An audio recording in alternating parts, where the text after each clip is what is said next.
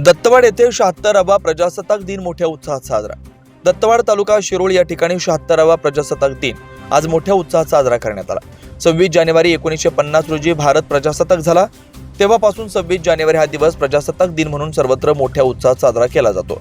आज दत्तवाड येथील असणाऱ्या गांधी चौकातील मुख्य ध्वजारोहण सरपंच चंद्रकांत कांबळे यांच्या हस्ते करण्यात आलं, तर महसूल विभागाचा ध्वजारोहण मंडळ अधिकारी नितीन कांबळे यांच्या हस्ते पार पडलं। त्याचबरोबर कुमार व कन्या शाळेतील ध्वजारोहण उपसरपंच रफिक मुल्ला, उर्दू शाळेतील ध्वजारोहण ग्रामपंचायत सदस्य अनिता कडाके, जुन्या ग्रामपंचायत मधील ध्वजारोहण कन्या शाळेचे मुख्याध्यापक कुमार सिद्धनाळे, बांबरवाडी विद्यामंदिर येथील ध्वजारोहण सेवानिवृत्त मुख्याध्यापक अशोक कोकणे, नेजे हायस्कूल येथील ध्वजारोहण शीतल नेजे यांच्या हस्ते करण्यात आलं।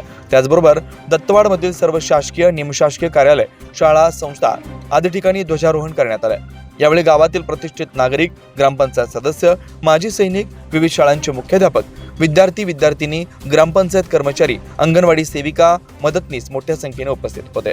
शिवार न्यूज साठी इसाक नदाब, दत्तवाड।